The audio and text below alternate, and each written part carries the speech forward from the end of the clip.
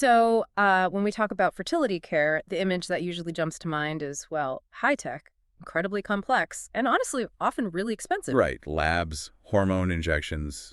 There's a lot. Exactly. And the financial, the emotional burden, it can be overwhelming. Anyone going through this knows how exhausting it is. Hmm. But what if, the key to breaking through that feeling of being stuck and maybe even boosting success rates isn't just in the lab? What if it involves combining that tech precision with something much older? Yeah, like a healing philosophy thousands of years old. That's exactly what our source material digs into today. We're really moving past this old idea of like picking sides. Okay. Our mission here is to look directly at Western medicine, the advanced diagnostics, the hardware versus traditional Chinese medicine, TCM, which is more about holistic root cause optimization. And we're unpacking the actual evidence, the hard data. Yes, the quantifiable proof showing that TCM additions aren't just, nice extras, but potentially critical for getting better outcomes. Okay, let's get into it. Two systems, seemingly miles apart, but both working towards the same goal, a healthy baby. We have to start with the Western side, right? Its power is undeniable. Absolutely. Western reproductive endocrinologists, they're specialists in identifying specific issues, pathologies. Like PCOS, diminished ovarian reserve. Exactly. Or male factor infertility. They use incredibly precise tools for this: blood test for hormones, detailed ultrasounds, genetic screening. They're really good at pinpointing the problem. Putting a label on it. Right. And once there's a diagnosis, the path often leads pretty directly to assisted reproductive technologies, RT, usually IVF. And that process is, well, very structured. It is. You could almost say it's an industrialized process, very high precision. Starts with stimulating egg development, Retrieval. fertilization in the lab, watching the embryo grow to the blastocyst stage, often checking chromosomes with PGT, that's pre-implantation genetic testing, Okay. and then finally the embryo transfer. It really is a marvel of 20th century tech. And it's resulted in miracles, no question. Since IVF started back in 1978, something like 13 million babies born globally. That's incredible. It is a huge triumph. But if you use that success rate as the measure, well, the numbers also show the limits of just technology alone. How so? Well, that 13 million figure, it comes from roughly 45 million RT cycles worldwide, Okay. which gives you a global live birth rate that's hovering around 29%. Wow, so basically 2/3 of those attempts, despite all the tech and the cost, they don't result in a live birth. Precisely. And when a cycle fails or sadly ends in miscarriage, the standard recommendation, often just try again. At significant cost. Huge cost. We're talking $15,000 to $25,000, maybe more, per cycle. So the sources really push this question. Would those 45 million cycles have led to significantly more babies and saved couples so much heartache if other methods were included right from the start? That failure rate, that's really the crux of it. It's the narrative driver here, yeah. And that's the pivot point, right? Where TCM comes in as a counterpoint. If Western medicine is focused on overriding a specific problem, like using hormones for an ovulation issue, TCM seems to shift the focus entirely, not just creating the diagnosis, but optimizing the whole person, the whole system. That's it, exactly. Foundational optimization.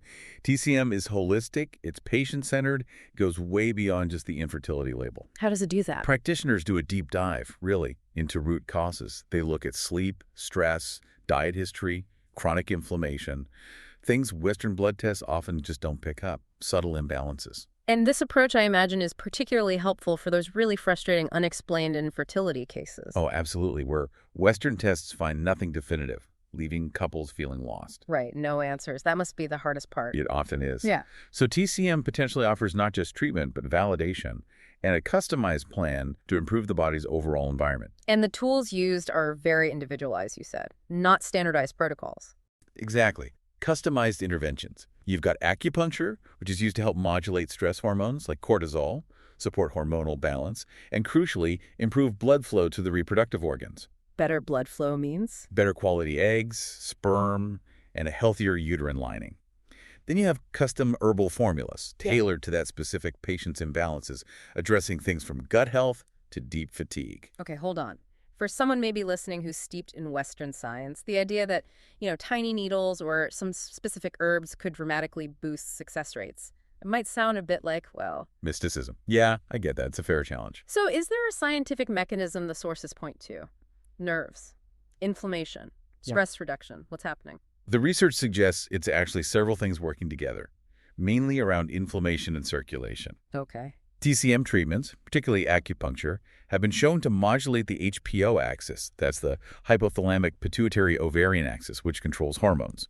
They also reduce inflammatory markers known to harm egg and sperm quality. And the circulation? They improve microcirculation.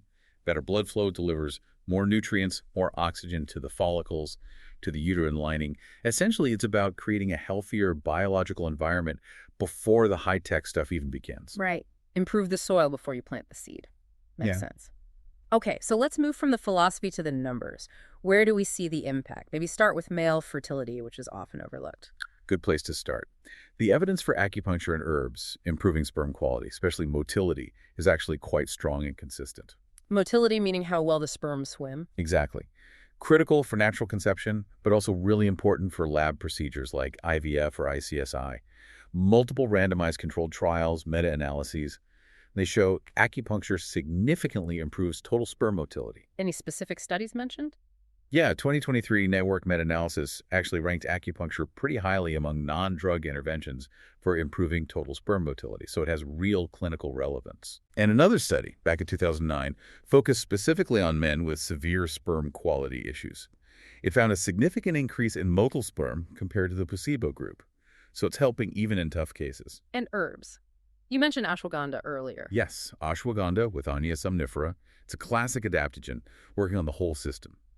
A 2013 double-blind RCT, a strong study design, found that after 90 days, men taking ashwagandha had significantly higher sperm count, motility, and semen volume compared to placebo. So it's not just about the sperm themselves, but the overall reproductive health markers. Right. It shows that addressing the system, reducing stress, providing antioxidant support, has direct, measurable effects on the raw material, so to speak. Okay, so we've potentially improved the sperm. Now let's shift to female fertility, improving the egg quality, the oocyte, and optimizing the IVF environment itself. This is where TCM can offer a really crucial systemic advantage. There's a major network meta-analysis published relatively recently looking across multiple high-quality trials. What did it find? It found that longer acupuncture protocols, so not just a single session, but a consistent course of treatment, led to dramatically better IVF outcomes. How dramatic. We're talking a relative risk increase of 6.64 for fertilization rates. And get this, a 12.67 relative risk increase for high-quality embryo rates. 12 times the likelihood of a high-quality embryo. That's huge. That fundamentally changes the starting point for the rest of the IVF process. It really does. Better quality seed going in, as you said earlier. And the benefits seem targeted, too. How so?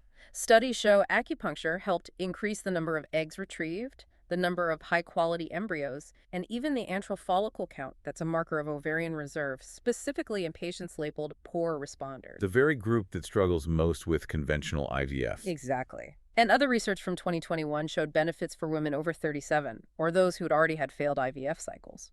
It seems to be fundamentally improving egg quality and how the body responds, especially for those needing the most help. Okay, so better sperm, better eggs, better embryos. But the goal isn't just getting pregnant, it's staying pregnant. Miscarriage, especially recurrent loss, is just devastating. What does the data show about TCM helping maintain a pregnancy? This data, honestly, makes the strongest case for making integration standard practice. There's a large retrospective cohort study from 2020 looked at over 2,000 IVF cycles. Yeah. It found a significantly lower miscarriage rate for women who used acupuncture and TCM alongside their IVF, 9.1% compared to 13.4% for those who didn't. That's more than a 4% absolute difference. Across thousands of patients, that's a lot fewer losses. A statistically significant difference, yes. It translates to a massive reduction in heartbreak for patients. And there's more. A 2019 meta-analysis combined data from 10 randomized trials. What was the finding there? It found an astonishing 43% reduction in miscarriage risk when acupuncture was done specifically around the time of embryo transfer. Wait, 43%? That's not just tweaking the odds, that's fundamentally changing them. It's a massive effect size. If you think about it, like you said, if 100 typical IVF patients might experience 15 miscarriages, this suggests adding acupuncture could potentially prevent 6 or 7 of those losses. That completely shifts the experience for those patients, moving them out of that terrible failure statistic. Precisely. These are outcomes that can radically change the journey away from repeated loss. So, wrapping this all together, What does it mean? We have these two incredibly powerful systems. One focuses on precision tech to bypass problems, the other on foundational health to optimize the whole environment. Are they just separate paths? Competing? Not at all, or at least they shouldn't be. They're addressing different layers of the same huge challenge. Western medicine offers the diagnostics, the tech for severe physical or structural barriers. Stuff TCM alone might not fix. Right. But TCM optimizes the fundamental health, enhancing the body's response to treatment, reducing stress impacts, improving the quality of everything involved, and helping sustain the pregnancy. It sounds like the ideal partnership. But historically, there's been skepticism, maybe professional silos keeping them apart. That has been a barrier, yes. Yeah. Professional segmentation, skepticism. But that's changing. It has to change because the evidence is becoming too strong to ignore. So the optimal model is integration. Collaboration, definitely. Using Western precision for diagnosis and advanced procedures when needed, but combining it with Eastern medicine to boost that fundamental reproductive vitality, the egg, sperm, lining quality, implantation success, and pregnancy maintenance. The sources mention a real-world example, Mike Berkeley. Yeah, he's a great example of this modern integration in practice. He's been doing this for over 25 years, blending classical Chinese medicine with functional medicine, evidence-based protocols. And crucially, He collaborates closely with reproductive endocrinologists. His work really demonstrates that it's feasible and highly effective to use the tech while focusing on hormonal balance, reducing miscarriage risk, and improving the quality of the eggs and sperm with acupuncture and herbs. so the future really seems to lie in this kind of deep collaboration, moving beyond just blaming bad luck for repeated, costly, failed cycles. Exactly. This integrated model empowers patients, gives them more agency, and frankly offers drastically better odds for lasting success than just relying on technology alone. Which leads to a final thought, maybe a provocative one. Given this clear, quantifiable evidence, Yeah. data showing TCM adjuncts like acupuncture and specific herbs can significantly boost IVF outcomes, including that stunning 43% reduction in miscarriage risk when used together with Western procedures. Yeah. What's the real cost? Not just the dollars, but the emotional cost, the reproductive cost of only relying on the technological approach. That's the profound question we really need to grapple with if we're serious about maximizing healthy births worldwide.